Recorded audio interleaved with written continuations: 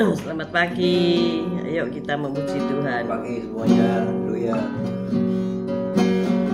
Hatiku tenang berada dekatmu. Kaulah jawaban hidupku. Hatiku tenang berada dekatmu. Kaulah jawaban hidupku. Pertolonganmu begitu ajaib. Kau telah memikat hatiku. Di saat aku tak sanggup lagi, di situ tanganmu bekerja. Pertolonganmu begitu ajaib. Kau telah memikat hatiku. Di saat aku tak sanggup lagi, di situ tanganmu bekerja. Pertolonganmu begitu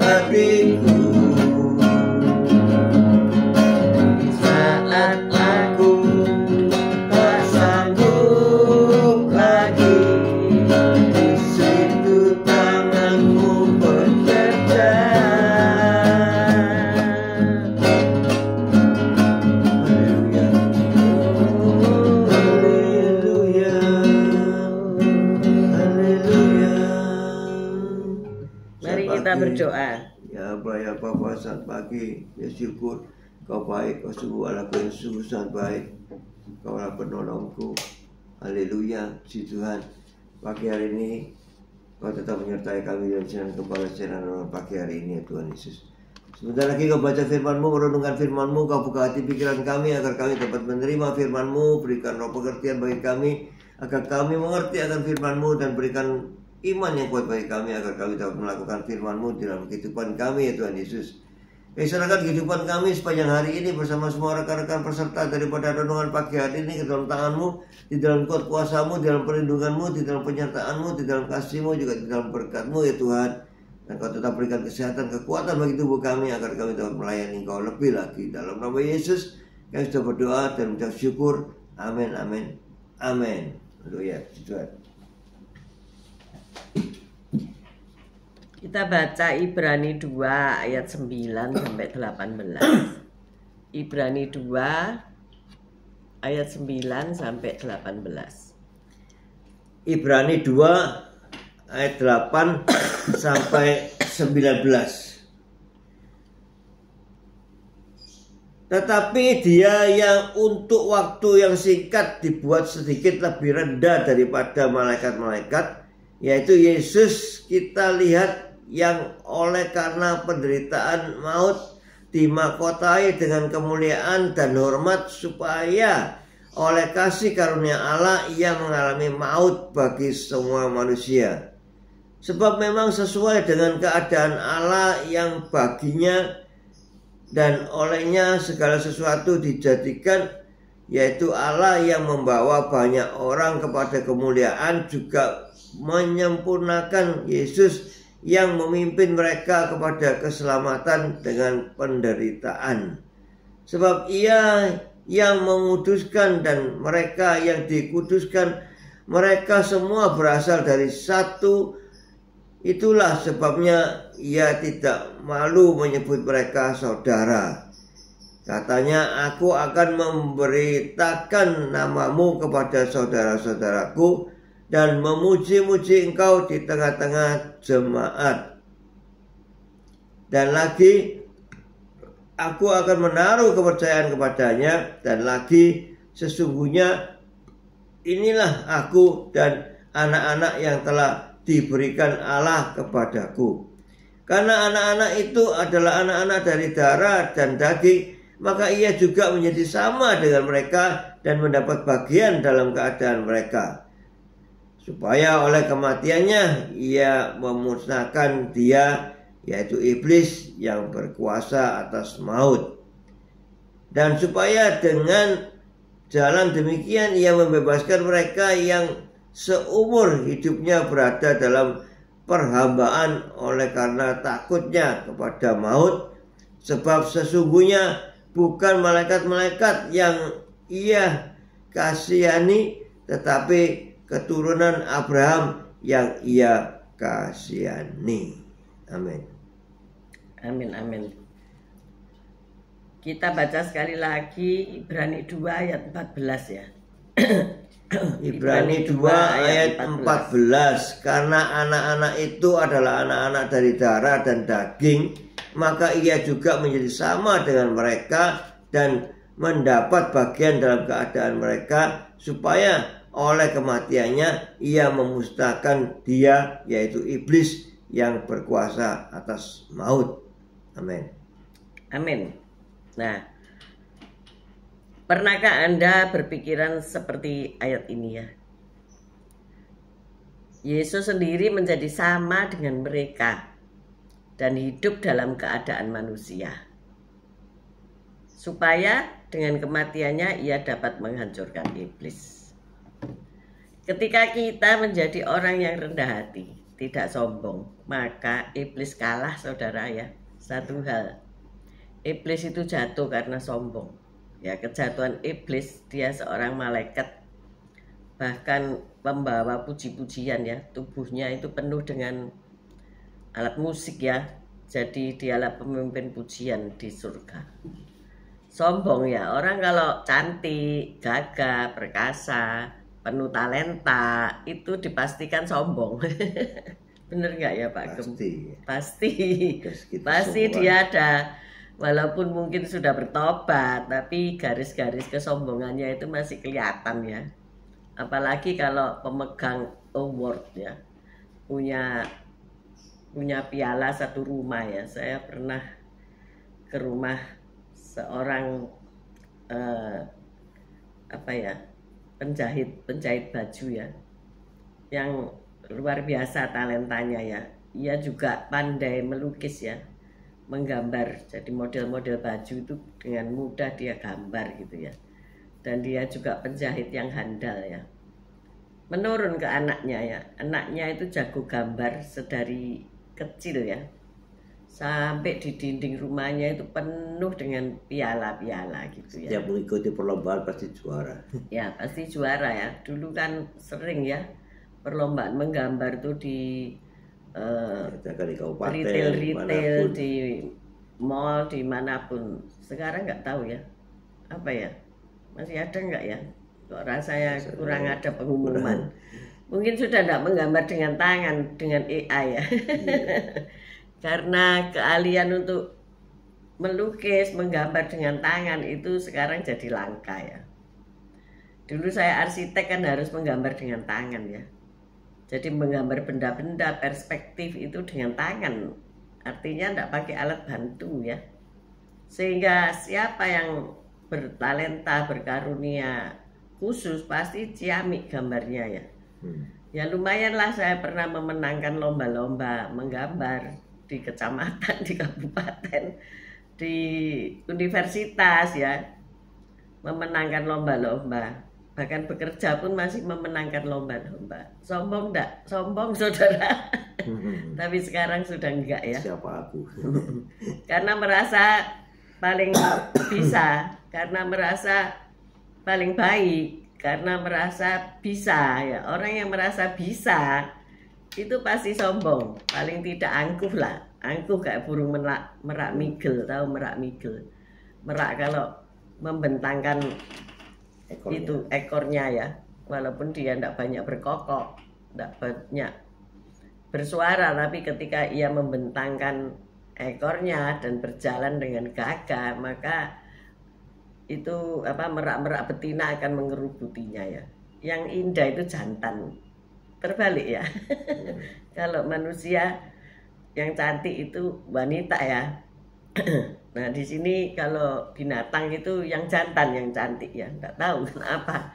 Yang betina biasa-biasa aja. Nah Lucifer atau si penghulu malaikat ini, bagian puji-pujian ini sangat indah, sangat cantik walaupun tanpa gender ya. Sangat wow, luar biasa. Akhirnya apa? Sombong. Aku ya bisa kok, emang Allah aja yang bisa. Siapa yang sering berkata gitu? Aku iki lo iso kok. Aku bisa kok, enggak kamu saja yang bisa ya. Hati-hati. Bisa jatuh terpleset ya saudara-saudara. Nah, ketika orang itu menjadi sombong maka dia akan direndahkan ya. Pernah enggak saya di titik nol? Pernah saudara, karena itu proses hidup ya. Kalau saudara sombong, punya harta, punya kekayaan, punya nama, punya jabatan, punya pangkat, punya apa lagi, punya segalanya ya. Dan orang lain engkau anggap rendah, suatu hari engkau pasti turun ke jurang. Engkau pasti turun ke dalam lembah kekelaman. Supaya apa? Merasakan. Nah, ngerasakno saudara ya, bagaimana di tingkat yang terendah itu bagaimana. Yesus sudah merasakan itu ya. Dia yang duduk di tahta Allah Bapa di surga turun ke bumi untuk jadi manusia supaya bisa merasakan penderitaan manusia, kesulitan manusia, kegagalan manusia, bahkan kematian. Harus dirasakan semua saudara. Nah ini ada satu kesaksian ya, bahwasanya seseorang itu belajar bahasa isyarat. Nah ini penting ya saudara. Saudara yang bilang aku nganggur, aku ndak dapat kerjaan, aku cari kerja nggak dapat belajar bahasa isyarat ya. Ndak sulit itu ya. Mungkin bisa belajar dari Mbah Google atau les ya, terserah. Yang penting belajar bahasa isyarat itu sangat penting ternyata ya. Nah, ini bernama Lisa ya. Lisa ini berkecimpung di dunia orang-orang tuli ya, orang-orang budek ya toh. Orang budek ini kalau dijak ngomong dia lihat gerakan bibir kita ya. Jadi harus berbahasa Indonesia yang baik. Nggak bisa bahasa slang, nggak bisa bahasa sehari-hari, nggak ngerti dia akan, nggak ngerti. Dan disertai dengan bahasa isyarat ya. Ya, ini bahasa isyarat siapa? Yesus. Ya saya tahunya itu toh. Nah, keahlian berbahasa isyarat ini sangat penting ya. Karena apa? Orang tuli itu merasa diabaikan ya oleh mereka yang dapat mendengar. Dituntut untuk membaca bahasa bibir tanpa celah ya. Dan sering dikesampingkan dari kesempatan mendapat promosi dalam pekerjaannya. Kebanyakan acara publik juga dilangsungkan tanpa bahasa isyarat. Nah, kalau saudara bisa bahasa isyarat, saudara akan dipanggil dalam seminar-seminar, dalam siaran televisi, saudara dipakai ya. Tidak peduli berapa usia saudara. Ternyata ada pekerjaan yang tersembunyi yang gajinya gede. Yang apa tidak terikat ya, tidak harus 27 jam di kantor, enggak kan. Jadi penterjemah bahasa isyarat. Nah, gereja punya enggak ahli bahasa isyarat? Enggak punya saudara-saudara ya. Kalau saudara bisa berbahasa isyarat, duduk aja menerjemahkan orang yang khotbah ya. mendampingi pengkhotbah gitu ya. Pengkhotbah dengan bahasa isyarat di samping Jawa tuh. Bukan gini-gini, kalau gini-gini itu kan menarik ya. Tidak ada gereja yang pakai bahasa isyarat. Kalau ada ketik ya, nanti saya juga mau lihat. Nggak ada saudara, sehingga orang tuli tidak bisa mendengar firman ya kan. Dia mungkin membaca ya oke lah, tapi yang berkata-kata seperti kita mendengar khotbah yang baik itu mereka sangat langka ya. Itu kan lowongan kerja ya. Jadi jangan katakan saudara nganggur. Tidak ada orang nganggur di dunia kalau mau belajar. Amin. Nah, keahlian bahasa isyarat Lisa meningkat sedikit demi sedikit sampai akhirnya ia merasa nyaman bergaul bersama orang-orang tuli ya. Kemudian di sebuah pesta, seorang tuli sempat terkejut mengetahui bahwa Lisa dapat mendengar. Jadi dipikir dia sama tulinya.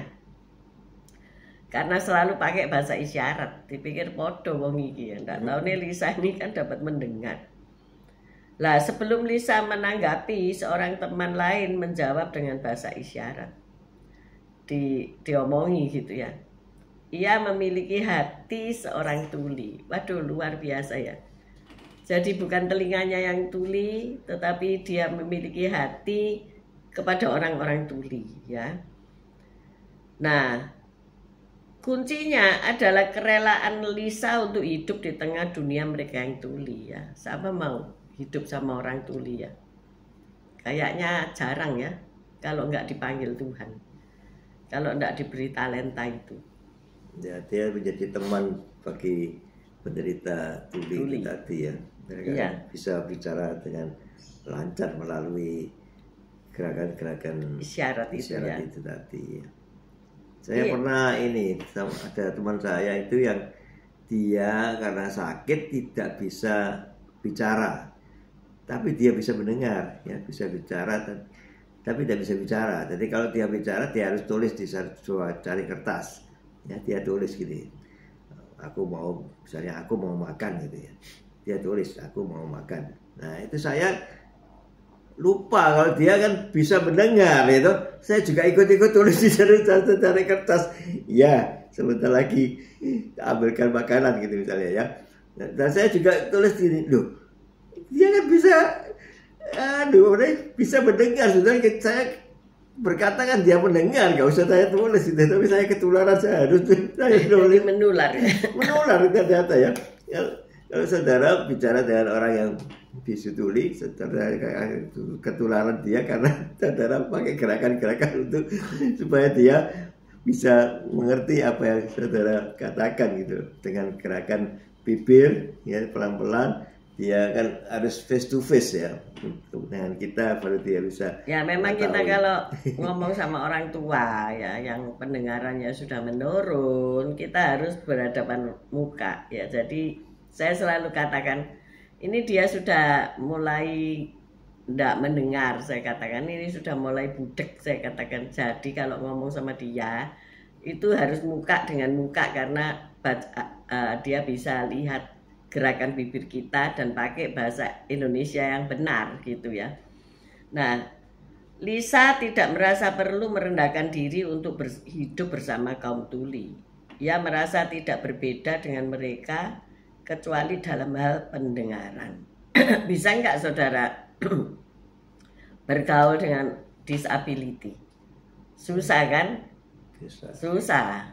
Karena kita merasa aku bisa, dia enggak bisa. Kita harus duduk bersama.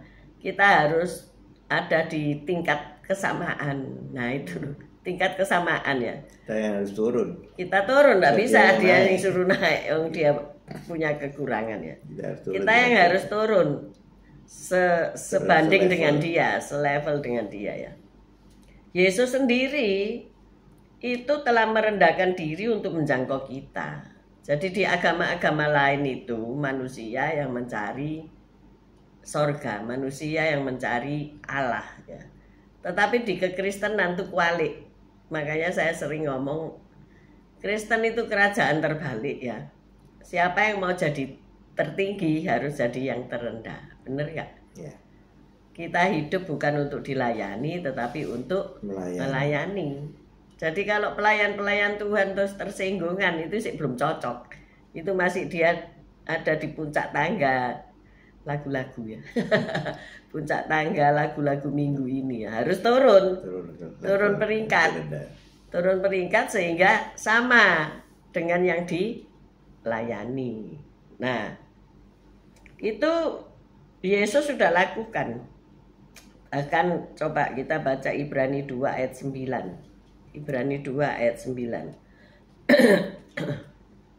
Ibrani 2 ayat 9. Tetapi dia yang untuk waktu yang singkat dibuat sedikit lebih rendah daripada malaikat-malaikat, yaitu Yesus, kita lihat, yang oleh karena penderitaan maut dimahkotai dengan kemuliaan dan hormat, supaya oleh kasih karunia Allah ia mengalami maut bagi semua manusia.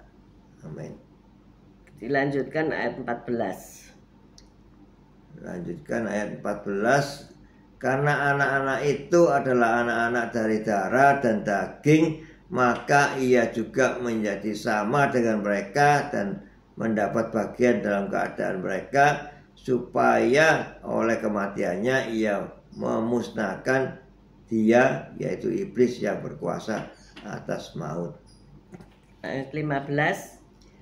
Ayat 15. Dan supaya dengan jalan demikian ia membebaskan mereka yang seumur hidupnya berada dalam perhambaan oleh karena takutnya kepada maut. Amin. Ayat 17. Ayat 17. Itulah sebabnya maka dalam segala hal ia harus disamakan dengan saudara-saudaranya, supaya ia menjadi imam besar yang menaruh belas kasihan dan yang setia kepada Allah untuk mendamaikan dosa seluruh bangsa. Amin. Nah inilah kuncinya ya. Kalau kita orang yang percaya kepada Yesus tidak lagi takut kepada kematian, karena Yesus sudah mati tetapi bangkit, maka kita pun yang mati akan dibangkitkan. Ya, luar biasa bukan? Jadi ini kuncinya saudara-saudara ya. Allah turun ke bumi menjadi manusia. Kadang-kadang orang nggak percaya, ngapain sih susah-susah? Ya itu tadi alasannya. Karena sebagai manusia ia dapat merasakan penderitaan sesama. Ia sakit, ia lelah, ia hidup di lingkungan orang-orang yang sederhana, bahkan orang-orang yang menderita. Kemudian Ia dapat merasakan segala apa yang dirasakan oleh manusia. Ia diludahi, ia dibenci, ia dicambuk, ia menderita, bahkan ia ditinggalkan oleh Allah. Sampai ngomong Eli Eli lama sabachthani, Allahku Allahku mengapa engkau meninggalkan engkau. Disitulah kemanusiaannya 100% ya. Sebagai manusia, bukan menjadi 100% Allah ya. Tetapi ia melepaskan kenosis, merendahkan dirinya sampai mati di atas kayu salib. Demi siapa? Demi kita semua. Dia punya belas kasihan, dia punya hati mengasihi, karena begitu besar apa Pak Gem kasih Allah ke dunia ini, sehingga ia mengaruniakan anaknya yang tunggal, supaya yang percaya kepadanya tidak binasa, melainkan beroleh hidup yang kekal. Banyak orang, bahkan raja-raja zaman kuno dulu, itu cari hidup kekal, saudara, supaya dapat menikmati kenyamanan hidup dalam keadaan sehat, panjang umur, dan sebagainya. Mereka mengutus pasukan, mereka mengutus cendekia untuk cari obat panjang umur, saudara-saudara. Saya kasih tahu obat panjang umurnya, bahkan hidup yang kekal. Apa obatnya? Cari Tuhan Yesus. Cari Tuhan. Itu obatnya pil Tuhan Yesus. Ya, obatnya firman Tuhan. Kerajaan China dulu kan itu diutuslah para cendekia, para orang-orang pintar, orang-orang kuat untuk mencari obat itu. Oleh raja itu diutus sampai mereka ke Jepang itu, sampai mereka bisa mendarat ke Jepang itu, dan mereka tidak pulang lagi ke China. Jadi orang Jepang karena mereka pulang dan dapat obat ya mereka dihukum mati ya.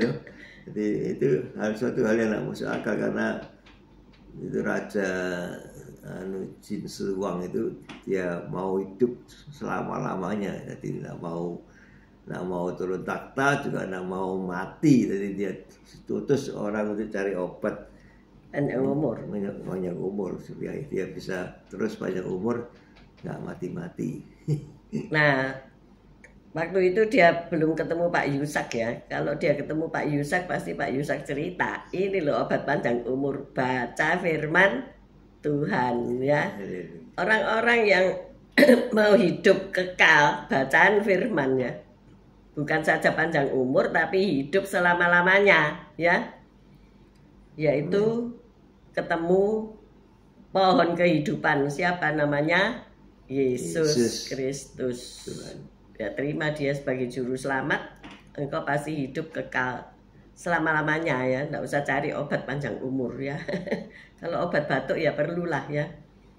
Karena saya batuk, minum obat batuk tadi pagi.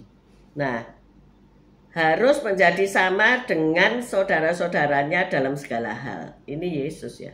Kita dan pun demikian. Mendapat bagian dalam keadaan mereka, ini luar biasa lah. Dan mendapat bagian dalam keadaan mereka.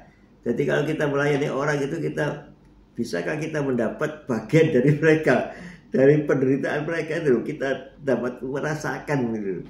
Gimana sih soronya dia ini, bagaimana sih beratnya masalahnya bener. Itu, nah itu loh. Bener ya. Tuhan Yesus itu luar biasa ya. Dia mendapat bagian dalam keadaan kita. Siapa di sini yang mau begini? Kalau ada orang yang sakit atau saudara yang sakit atau keluarga yang sakit, Tuhan biasanya ngomong gini ya. Kalau ibu-ibu itu ngomong gini, lebih baik saya yang sakit daripada suami atau anak saya yang sakit. Tapi motivasinya apa? Karena tidak bisa melayani mereka gitu ya. Karena mereka rewel kan. Kalau bayi sakit kan rewel, enggak tidur semalaman ya. Kasihan. Kalau kita yang sakit kan ya wis kita merasakan sakit tapi kita bisa tidur misalnya begitu kan, kasihan ya. Ada belas kasihan sehingga bicara demikian. Nah, itu salah satu bentuk kasih ya. Bentuk kasih mau take over, mau mengambil kesusahan orang lain supaya dirinya yang berkorban gitu ya, mau menjadi orang yang berkorban, tukar tempat gitu ya. Nah, apakah saudara dalam pelayanan sampai level demikian ya? Kalau saya melihat buku-buku Mother Teresa, Ibu Ami sudah pernah ke India ya, ke kapelnya Mother Teresa, ke tempat yayasannya charity-nya Mother Teresa ya. Tapi nggak boleh foto-foto di sana. Nah, saya juga sempat membaca, melihat teladan kehidupannya ya. Dia merendahkan diri ya. Bahkan kalau makan itu sampai dimarahi dokternya ya. Cuma nasi sama garam gitu loh. Supaya apa? Uang lauk pauk itu bisa untuk menghidupi orang lain ya. Sampai segitunya gitu loh ya. Sampai tidak memperhatikan kesehatan dirinya sendiri. Walaupun beliau meninggal cukup tua ya. Tapi disitulah saya melihat bagaimana ia mau turun ke level sampai kepada orang-orang yang dilayani ya. Tempat tidurnya cuma satu dipan ya, bukan spring bed ya, dipan kayu itu loh, zaman dulu ya, dipan kayu yang tentunya ya keras lah ya. Kemudian satu meja tulis kayu juga, terus satu lemari kayu sudah, jadi semua kayu. 2 potong baju. Dan dia bilang 2 potong baju aja, satu dijemur, satu dipakai gitu, nggak usah banyak-banyak lah. Siapa punya lemari yang 6 pintu? Ini Pak Gem. Nah, siapa yang punya baju nggak pernah dipakai atau ini saya. Tapi kalau kita mau melayani seperti mazhab atau sekte daripada Mother Teresa, mampu nggak gitu loh? Mampu nggak menurunkan standar hidup ya? Biasa makan steak, akhirnya makan ambil tempe goreng aja gitu ya. Semalam kita KPK dan berkata, tempe ini bisa menjadikan hipertensi. Bener nggak ya Pak Gem? Bisa. Bisa? Ya, Masa tempe bisa jadi hipertensi? Kan daging yang bisa jadi hipertensi. Di penjara itu terjadi blok A dikasih tempe, blok B dikasih daging. Ya, sebetulnya yang kasih daging itu yang hipertensi tuh. Tapi yang hipertensi akhirnya yang makan tempe. Karena dia naik darah, marah-marah. Marah-marah kok dikasih tempe terus tiap hari. Dikasih daging, kita dikasih tempe. Tapi yang ini makan daging nggak marah-marah tanpa sukacita. Ya, itu humornya ya, humor makan tempe. Tetapi disitulah memang benar ya. Mau nggak saudara menurunkan standar makan saudara ya? Makan nasi sama kerupuk, makan nasi sama kecap, makan nasi sama cak kangkung. Kira-kira hipertensi enggak sebulan gitu ya. Nah, memang disinilah perjuangan kita ya. Mau enggak kita menjadi seperti yang kita layani. Bukan berarti kalau penjahat terus kita besok merampok juga gitu, bukan. Maksudnya itu level hidup yang tidak tinggi, level hidup yang tidak tinggi. Mau enggak kita melayani di Sumatera, di tempatnya Bu Elsa itu mandinya pakai air sungainya, atau saudara sanggup galon untuk mandi. Kita mandi raup tuh. Ya, rasa-rasanya saya yang harus sanggup galon gitu ya, untuk raup aja gitu ya. Untuk handuknya dibasahi kemudian diseko, kan seperti itu. Karena di sana airnya itu mengandung minyak. Bukan masalah kotor, tapi apa itu? Tidak segar. Ceket-ceket itu, apa namanya itu? Karena mengandung minyak, jadi mereka sendiri harus membeli gitu ya, membeli PDAM. Nah, disinilah apa kita mau melayani di tempat yang seperti itu. Ini aku Tuhan, utuslah dia. Gitu ya. Jadi pelajaran hari ini adalah dalam ayat 14 tadi ya. Yesus sendiri menjadi sama dengan mereka dan hidup dalam keadaan manusia, supaya dengan kematiannya ia dapat menghancurkan iblis. Ternyata merendahkan diri ya, bukan minder ya, merendahkan diri itu salah satu cara untuk menghancurkan iblis. Wow, keren ya. Hari ini kita dapat clue-nya ya. Gimana saudara bisa menang terhadap iblis? Gimana saudara bisa hancurin pekerjaan iblis ya? Yaitu menjadi sama dengan orang yang saudara layani. Ya, ini kan menjadi sama dengan mereka dan hidup dalam keadaan manusia. Yesus sama dengan kita karena ia juga manusia dan hidup dalam kita. Iya, dia Immanuel, hidup bersama kita. Selamat pagi Bu Lili Lestari. Jadi dia bisa merasakan penderitaan kita. Mungkin saat ini engkau tidak bekerja ya. Menderita enggak? Menderita ya. Tapi herannya itu manusia kalau bekerja kepingin libur, bener enggak? Iya. Ini itu penanggalan ya. Penanggalan kalau baru masuk pertama di bulan Januari itu saudara kan sudah buka-buka sampai Desember kan. Terus dihitung hari liburnya berapa. Jadi 1 tahun saudara libur berapa hari. Itu bos juga demikian. Karena ia menghitung, wih berapa hari ini karyawan enggak kerja ya. Bener enggak? Iya. Kemudian itu ya, kalau saudara utang bank ya, dihitung juga hari libur. Bank ini enak ya, baru hari libur itu tetap dapat bunga terus ya. Ini Kita bulan Januari ini kita akan libur panjang ya, mulai tanggal 25 sampai tanggal 30. Itu berapa 6 hari ya. Itu hari Sabtu, Minggu, Senin, Selasa, Rabu, Kamis ya. Itu karena ada 2 hari besar. Oh, hari Januari ini liburnya banyak ya. Iya, Januari ada ini. Nah, bagi yang bekerja kantor enak itu. Mulai Sabtu, Minggu, Senin, Selasa, ini Rabu. bos pusing ya. Bos pusing sebab mungkin harus libur tapi omset tetap harus naik. Ini gimana caranya ya? Ya itu biasa. Dalam kitab Pengkhotbah berkata ada hari apa? Membiarkan rugi ya. Itu besar. Iya, kalau gitu gini aja, bikin penanggalan ini dikasih merah semua aja, jadi ndak pusing gitu ya. Ini loh, dikasih merah aja daripada hitam merah gitu ya. Kemarin kan Bikin saya sendiri mengalami aja. 1 hari kerja, 1 hari libur, 1 hari kerja, 1 hari libur. Ini niat kerja apa enggak ya? Jadi umpama toko buka tutup ya. Rabu libur, Kamis buka, Jumat kan libur lagi saya. Sabtu Jadi- masuk, Minggu libur lagi sehari. Ya kita jangan senang libur. Kalau Iya. senang libur kan berarti berkatnya juga libur gitu ya. Hmm. Nah, jadi kembali kepada firman yaitu bisa nggak kita ini merendahkan diri ya, bukan rendah diri ya, merendahkan diri kita.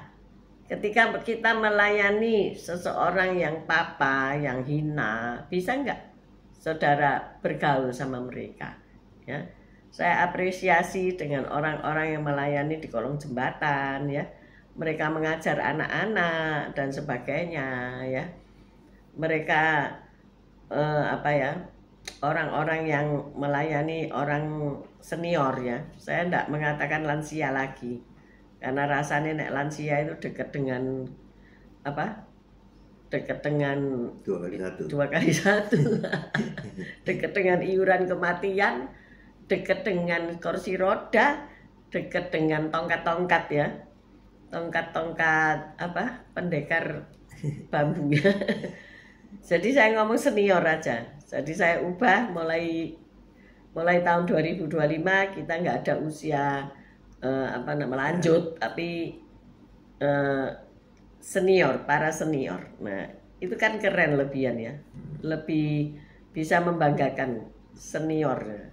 Nah, kita bisa nggak bersama-sama dengan para senior ya, yang harus dibantu. Misalnya kita tamasya, saya bilang kalau kita tamasya sama para senior, saya mau beli pet apa itu, alas. Barangkali mereka ini hujan-hujan ya, barangkali mereka pampasnya overload sehingga tidak membasahi mobil yang kita sewa atau mobilnya orang yang kita tumpangi, kan sungkan ya. Jadi, oh saya punya, katanya teman saya nanti bawa Bu, saya bawa. Oh iya ya, ojo lali, saya katakan begitu. Saya juga punya pampasnya suami saya, sudah tidak dipakai, ya itu bawaan, terus tidak usah beli. Kita beli apa itu namanya matras pet ya, yang hijau-hijau itu, supaya dijadikan alas. Nah ini kan kita apa namanya, hidup seperti mereka gitu loh, ngalami gitu. Memang kita mesti sehat ya.